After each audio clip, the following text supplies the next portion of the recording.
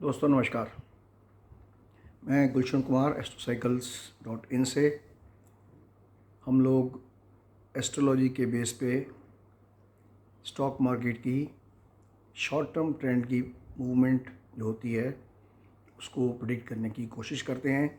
उसमें चाहे equity market हो, कमोडिटी मार्केट हो या इवन फॉरेक्स भी हो या कोई और भी सिक्योरिटीज़ हो, क्योंकि सबका जो बेसिस है वो सेम ही होता है। जैसे टेक्निकल एनालिसिस में होता है वैसे ही रहता है। मैं खुद एक क्वालिफाइड टेक्निकल एनालिस्ट हूँ और एस्ट्रोलॉजर भी हूँ। तो हमारी जितनी भी यहाँ सजेशंस होती हैं वो होती हैं प्योरली एस्ट्रोलॉजी के बेस के ऊपर। दूसरी बात, हमारी कोई भी इस मार्केट में कोई पोजीशन नहीं है, ना होती है। अगर कभी होगी तो मैं आपको as a part of disclaimer आपको डिस्क्लोज कर दूंगा। तो हम देखते हैं कि पिछले कुछ दिनों में क्या हमने फोरकास्ट किया और क्या हुआ मार्केट में।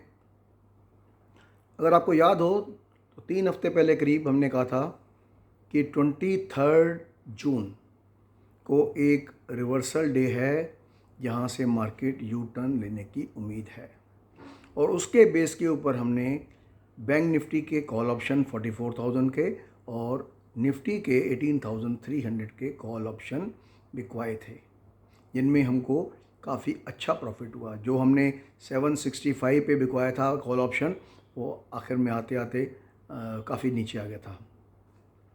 और सेम थिंग विद निफ्टी भी, चाहे निफ्टी का प्राइस ऊपर था लेकिन जो हमने कॉल ऑप्शन बेचे थे उनमें भी 200-250 पॉइंट का प्रॉफिट हो गया, और उसमें बैंक निफ्टी के फ्यूचर में करीब 600 से लेकर के 700 पॉइंट का प्रॉफिट हुआ। तो लगभग 50-60 हज़ार का प्रॉफिट हुआ होगा। और जो हमने ट्रेंड रिवर्सल की फोरकास्ट की थी कि 23 जून से 4 जुलाई तक मार्केट इन टोटलिटी ऊपर ही रहेगी, तो आपने देखा 23 को निफ्टी ने जो बॉटम बनाया था 18,646 पे या 47 पे, वहाँ से ये 19,201 इसने कल टच किया।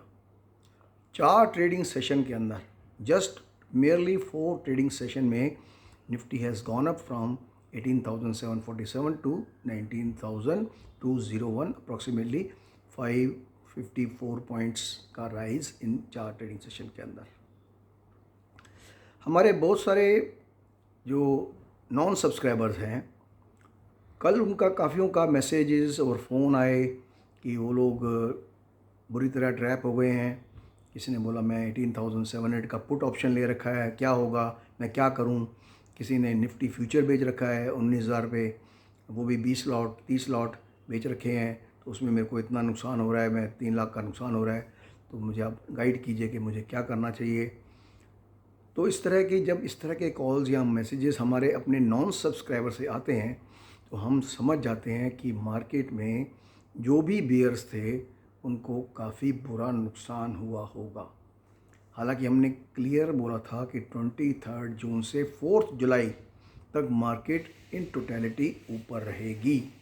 फिर भी उसके बाद कई लोग जो टीवी एनालिस्ट को फॉलो करते हैं या यूट्यूब पे सैकड़ों एडवाइज़र्स हैं, एनालिस्ट हैं, एस्ट्रोलॉजर्स हैं, जिनको फॉलो करते हैं, तो उनके हिसाब से चल के या अपने आप के डिसीजन लेके जो उन्होंने नुकसान किया होगा, तो वो they are worried, actually they are very much worried कि क्या होगा आगे। हम खुद एक बारी इस हफ्ते में ट्रैप हुए थे। छोटे से गेन के लिए हमने स्टॉप लॉस टिकर करवा दिया। शायद ट्यूसडे के दिन हमने जो पिछले हफ्ते 18,722 पे निफ्टी बाय किया था, और बैंक निफ्टी भी जो भी रेट था, वो हमने ट्यूसडे के दिन न केवल प्रॉफिट बुक किया बल्कि हमने शॉर्ट भी कर दिया इस उम्मीद के साथ कि 19,000 के अराउंड इसको रेजिस्टेंस मिलेगा और ये नीचे आएगा। लेकिन मार्केट ने सबको डिफाई करते हुए एकदम शार्प अप मूव दे दी। उसका एक और टेक्निकल रीज़न भी है। निफ्टी पिछले 1 महीने से करीब एक बेरिश राइजिंग चैनल पैटर्न में मूव कर रहा है, और उस चैनल के अंदर एक और राइजिंग वेज पैटर्न भी था, मतलब a rising wedge pattern within a rising channel pattern. दोनों पैटर्न बेरिश हैं। इसने राइजिंग वेज पैटर्न से ब्रेक डाउन दिया और राइजिंग जो चैनल पैटर्न थी उसके सपोर्ट पे आके सपोर्ट लिया और वहाँ से ये बाउंस बैक किया। 23 को जो उसने सपोर्ट लिया था 18,746 के अराउंड, वो वहीं पे सपोर्ट लेके और इसने बाउंस बैक किया और वहाँ से जो नॉन स्टॉप चला। तो कोई भी टेक्निकल एनालिस्ट पैटर्न देख के वो अपने सब्सक्राइबर्स को या नॉन सब्सक्राइबर को या अपने जो यूट्यूब में देते हैं ये लोग, उसमें यही सजेस्ट किया होगा कि आप यहाँ पर शॉर्ट करो, पैटर्न बेरिश है और यहाँ से ये निफ्टी 18,300 या उससे नीचे चला जाएगा, विदाउट रियलाइजिंग कि ये हमने फोरकास्ट कर रखी है कि 23 जून से 4 जुलाई तक मोटा मोटी मार्केट ऊपर ही रहेगी। तो हमने उनको एडवाइज़ किया, जिन्होंने भी हमारे जो नॉन सब्सक्राइबर जो हमें कभी कभी मैसेज भेजते हैं या कॉल करते हैं, तो उनको हमने कहा अगर आप 1-2 दिन अफोर्ड कर सकते हो लॉस को देखना तो आप होल्ड कर लो, क्योंकि 4 से तो हम भी बेरिश साइड पे ही चलेंगे। बात करते हैं, पहले हम अपने जो नॉर्मल सजेशन देते हैं कि मार्केट में अगर आप काम करते हो तो डेफिनेटली आप अपनी कुंडली चेक कराओ, नहीं तो इस तरह के मूव्स मिस करने का मतलब यही है कि आपके कुंडली में योग नहीं है। अगर आपने सही फॉलो किया होता, अगर आपने प्लस पोजीशन लेके चली होती तो 550 पॉइंट 4 दिन के अंदर कोई छोटा गेन नहीं होता। 1000 पॉइंट बैंक निफ्टी के भी, it's not a small rise in just 4 days. तो उल्टा चलने के साथ उन्होंने न केवल लॉस किया और आगे भी उनके सिर पे खतरा मंडरा रहा है कि आगे क्या होगा। तो कुंडली चेक करना बहुत ज़रूरी है। दूसरा, स्टॉप लॉस के बगैर काम ना करो।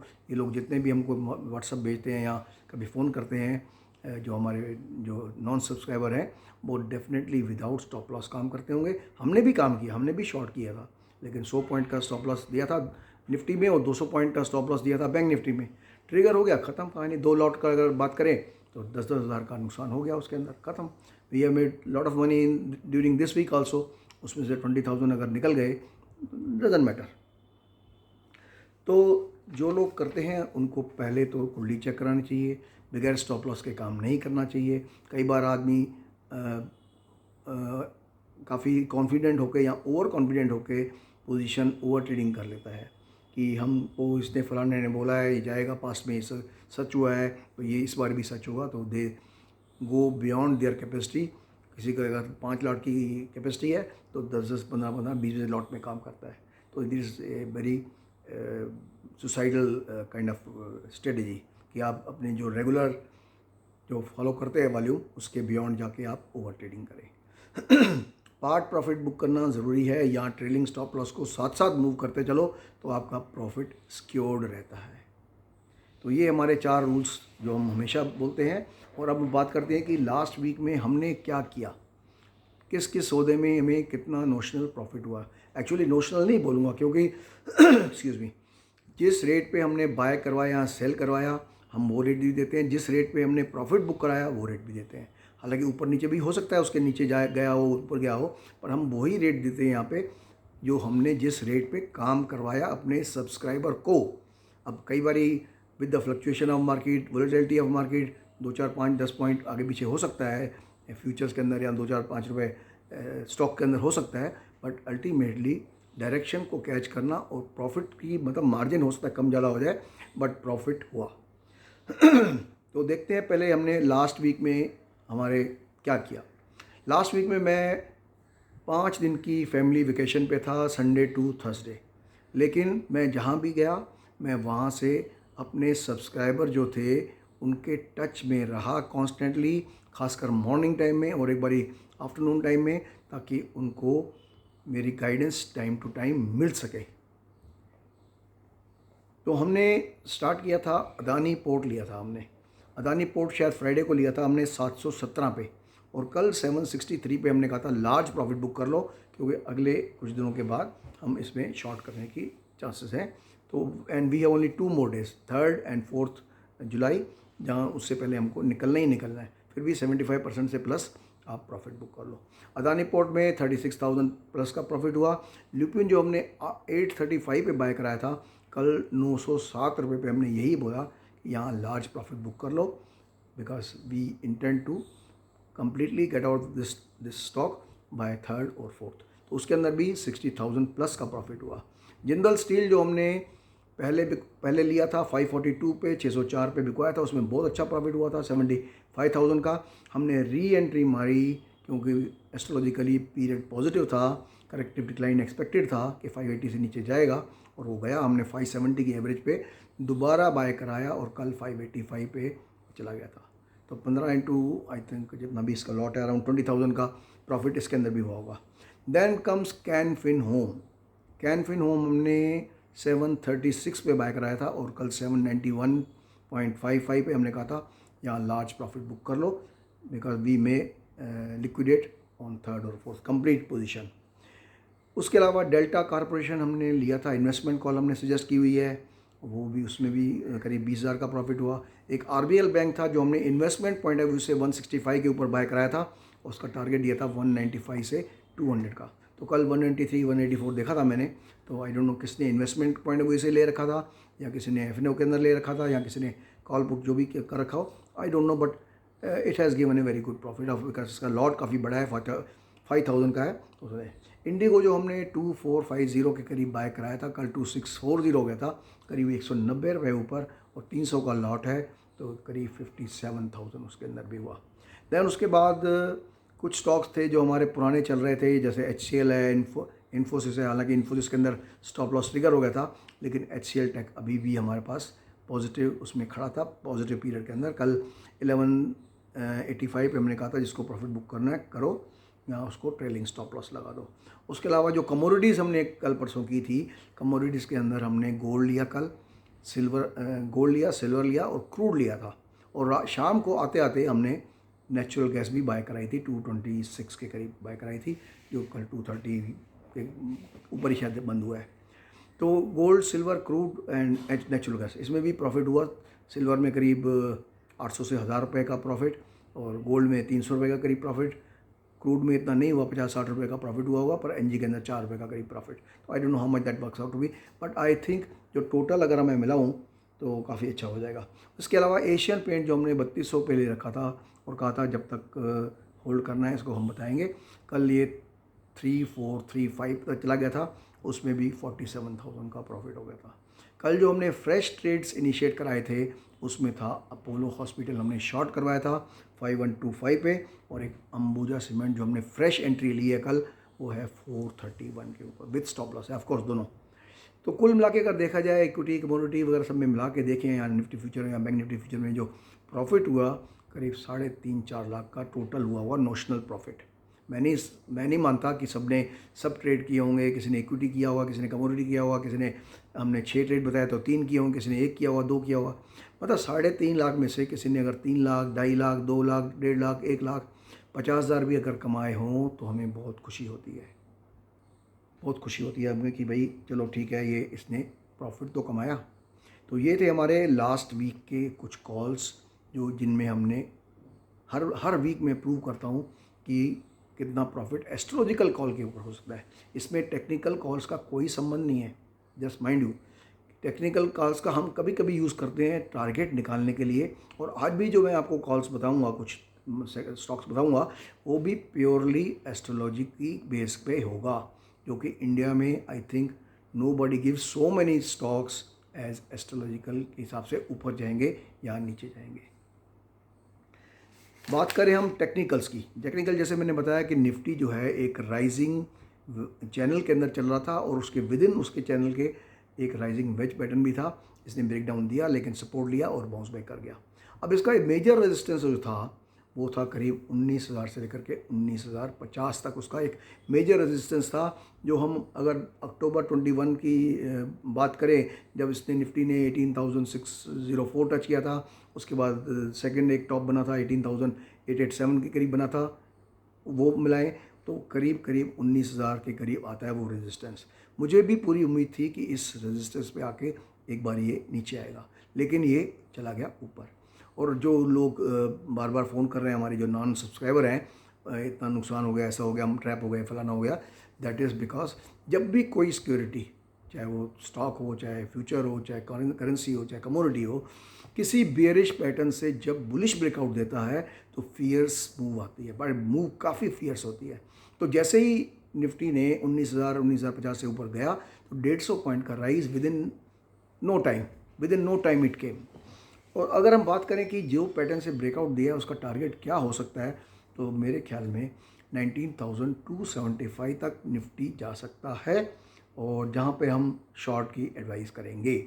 और सिमिलरली बैंक निफ्टी का भी करीब 44,900 के आसपास एक रेजिस्टेंस है, 900 से 950। At that time I will advice passive traders को, मैं एडवाइस करूँगा कि क्या करना चाहिए। इस बारी मैं कुछ स्टॉक्स के भी कॉल दूंगा पैसिव ट्रेडर्स को, क्योंकि सिर्फ निफ्टी या बैंक निफ्टी काफ़ी नहीं है, तो कुछ स्टॉक्स के भी कॉल दूंगा जिसमें वो कॉल बेच के या पुट बेच के 2-3 हफ्ते के लिए शांति से बैठ सकते हैं। और जो लोग हमको बार बार रिक्वेस्ट करते रहते हैं कि आप स्टॉक की कॉल पुट ऑप्शन नहीं देते, तो उनके लिए भी एक अपॉर्चुनिटी है, so that they can join us and we will give stock calls. Calls बहुत कम होंगी, लेकिन ज़रूर होंगी एस्ट्रोलॉजी के बेस के ऊपर ओनली। S&P अगर आपको याद हो, मैंने टारगेट दिया था 4350 और दूसरा टारगेट दिया था हमने 4500, जब सब लोग रिसेशन की बात कर रहे थे। अगर आपको याद हो 7 महीने पहले करीब मेरे एक वीडियो में मैंने टारगेट दिए थे निफ्टी के 20,000 और 21,000 के। सिमिलरली मैंने कहा था कि ये S&P 500 भी 4500 कम से कम जाएगा 7 महीने पहले करीब। जो लोग पहली बार देख रहे हैं ये वीडियो, ज़रूर जाएं, पुराने 8-10 महीने के वीडियो देखें तो उनको कन्विंस हो जाएंगे कि एस्ट्रोलॉजी में कितना दम है। एस्ट्रोलॉजी में दम है, चाहे टेक्निकल्स फेल हो जाते हैं, लेकिन एस्ट्रोलॉजी कम फेल होती है कंपैरेटिवली। वो फेल कहाँ होती है, अगर हम स्टॉप लॉस लगाएं किसी ट्रेंड के हिसाब से और वो स्टॉप लॉस ट्रिगर हो जाए, लेकिन वापस उस डायरेक्शन में चलना शुरू करता है। जैसे अभी मैंने इन्फोसिस का एग्जांपल दिया। इन्फोसिस हमने 1206 पे या कितने पे बाय कराया था, सॉरी 1306 पे, एनीवे जितने भी बाय कराया था उसके वो नीचे चला गया, स्टॉप लॉस ट्रिगर हो गया। लेकिन हमने कहा जिसको फेथ है वो रखे रहे, जिसको नहीं है फेथ वो निकल जाए एग्जिट से। एक बार पहले भी ऐसे ही हुआ था, शायद JSW स्टील में 720 पे हमने बाय कराया था एक दिन, और नेक्स्ट डे ये 695 आ गया था। हमारा जो 10-15-20 रुपये का जो स्टॉप लॉस होता है वो ट्रिगर हो गया, और कल देखा होगा आपने वो 790 के करीब पहुंच चुका है, वहाँ से 70 रुपये चढ़ चुका है जहाँ पे हमने फर्स्ट टाइम बाय कराया था। लेकिन हम कोई ट्रेड स्टॉप लॉस के बगैर नहीं छोड़ सकते। As a matter of policy, as a matter of एक कह लो कि एक नियम है ये कि हम कोई भी ट्रेड स्टॉप लॉस के बगैर नहीं छोड़ सकते, चाहे उसके अंदर स्टॉप लॉस ट्रिगर हो जाए, चाहे हम कितने भी श्योर हो कि एस्ट्रोलॉजिकली ये बाउंस बैक करेगा। तो ये दिस फॉर एग्जांपल इन्फोसिस और JSW को जो मैंने एग्जांपल दिए हैं कि हमने रिकमेंड किए, स्टॉप लॉस ट्रिगर कर गए, लेकिन वापस डायरेक्शन वही पकड़ ली जो हमने प्रेडिक्ट की थी। गोल्ड की हम बात करें तो अगर आपको याद हो, पिछले 2-3 हफ्तों से मैं लगातार बोल रहा हूँ कि एक बार ही गोल्ड को $1900 टच करना चाहिए, $1900 टच करना चाहिए। और कल इसने 1900 टच किया और वहाँ से बाउंस बैक किया, और क्लोजिंग शायद 1927 पे हुई है। अभी भी थोड़ा पोटेंशियल है, 1945 से 1955 तक गोल्ड जा सकता है, जहाँ पर हम दोबारा शॉर्ट करने की सोचेंगे। सिमिलरली सिल्वर ने जो रिकवरी ली है, इसमें करीब $1 की मूव अभी भी है बाकी।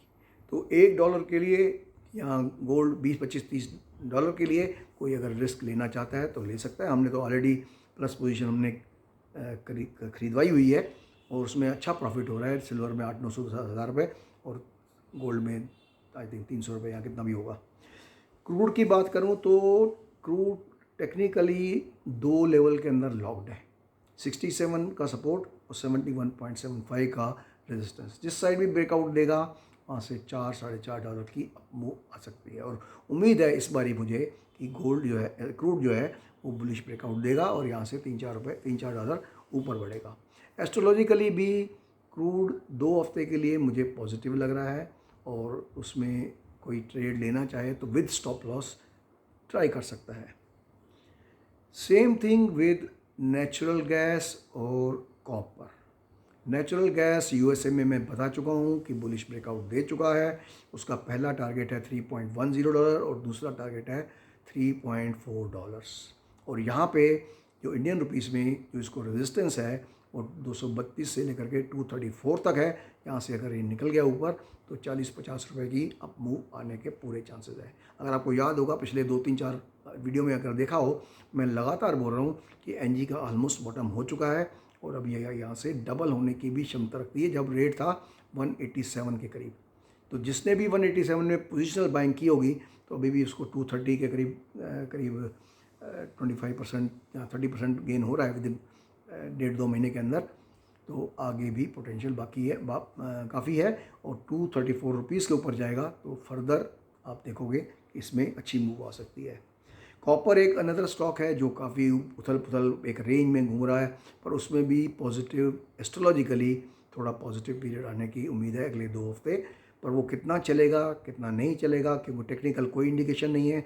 जैसे मैंने नेचुरल गैस का तो बता दिया कि 234 से ऊपर जाएगा तो 40-50 रुपये ऊपर जा सकते हैं, लेकिन कॉपर में ऐसी कोई इंडिकेशन नहीं है। तो कॉपर में भी ट्रेड कर सकते हैं, सिर्फ 2, 4, 5, 10 रुपये जहाँ आपको मिले निकल जाओ एकदम। तो इन टर्म्स ऑफ अगर मैं बात करूं कि कौन सा ज़्यादा अच्छा लगता है, तो मेरे ख्याल में मेरे को natural gas number 1, crude number 2 and copper number 3 पे पॉजिटिव साइड पे, प्लस साइड पे मुझे ठीक लग रहे हैं। बिटकॉइन जो लो बनाया था 24,745, वहाँ से वो 31,730 चला गया। ऑलमोस्ट $7,000 का up move in last few weeks दिया है इसने। अभी थोड़ा ओवरबॉट है टेक्निकली 29,000 तक आ सकता है, लेकिन क्योंकि इसकी मूवमेंट हमेशा इरेटिक और वोलेटाइल होती है तो इसमें मैं ज़्यादा कुछ नहीं कहता, but technically it should come down to $29,000। तो ये थे हमारे टेक्निकल पोजीशन।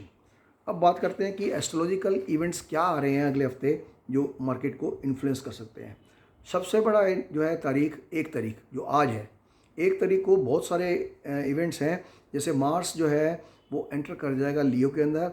नेपच्यून आज 1 तारीख को रेट्रोग्रेड हो जाएगा। इट्स ए वेरी जिसको बोलते हैं कि लेवल 1 का एक वो है इवेंट। सन जो है मरकरी के साथ कंजक्शन है 1 तारीख को, जो बुध आदित्य योग बनाता है।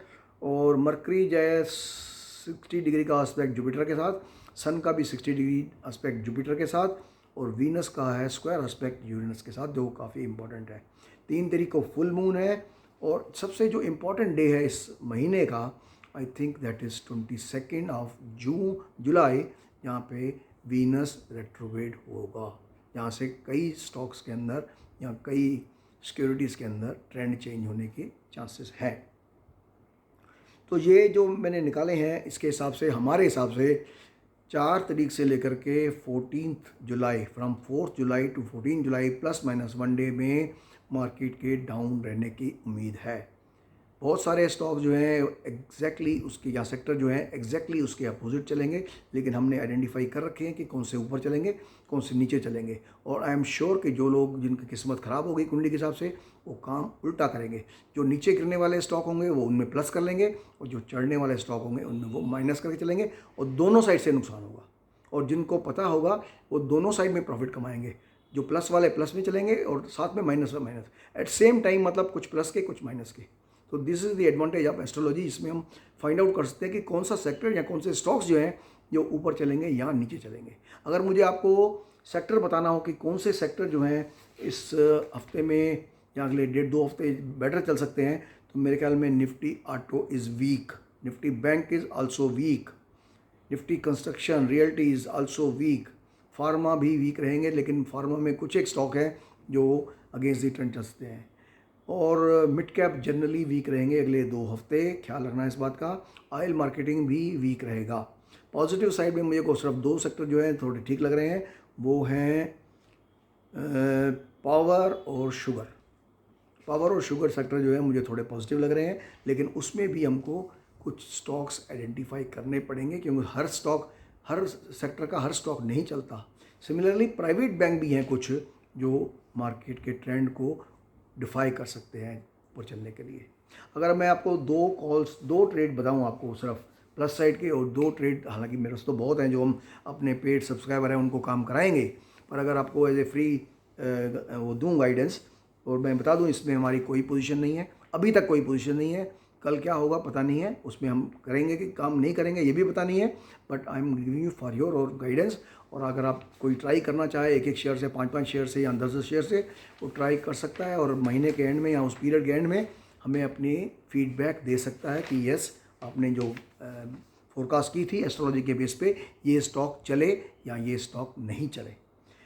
अगर माइनस साइड पे बात करें तो मैं सिर्फ 2 स्टॉक दूंगा आपको, एक मारुति और एक पीपीसीएल। पीपीसीएल 2 हफ्ते के लिए और मारुति 3 हफ्ते के लिए मेरे को बेरिश लग रहे हैं। तो अगर आप फ्यूचर बेचना चाहो, चाहे कॉल ऑप्शन बेचना चाहो या कैसे भी करना चाहो वो आपको देखिए, बट मैं कभी भी पुट ऑप्शन बाय करने की सलाह नहीं दूंगा, क्योंकि पीरियड लंबा है, 2 हफ्ते का है या 3 हफ्ते का है, उस पीरियड में सारा आपका प्रीमियम वाइप ऑफ हो जाएगा। ये थे माइनस साइड के। और प्लस साइड में मैं अगर बात करूं तो प्लस साइड में मैं मिड कैप आईटी स्टॉक को प्रेफर करूंगा, जो डिस्पाइट फ्लक्चुएशंस थोड़ा ऊपर रह सकते हैं करीब 2 से 3 हफ्ते तक।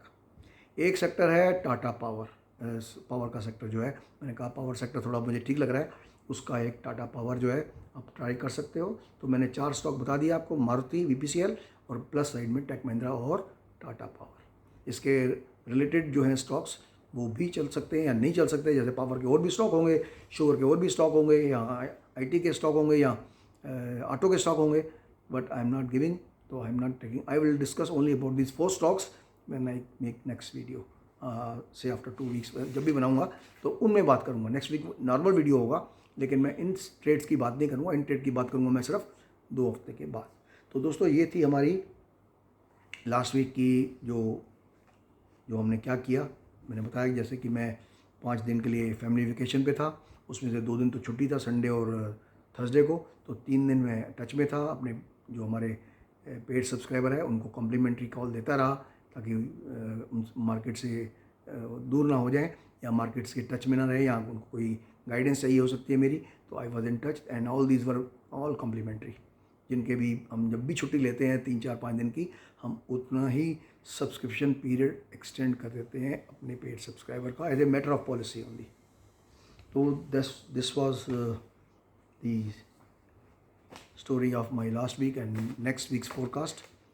अगेन प्लीज़ फॉलो जो 4 रूल मैं बताता हूँ, कुंडली ज़रूर चेक कराओ, स्टॉप लॉस ज़रूर लगाओ, ओवर ट्रेडिंग नहीं करो और time to time profit book करो।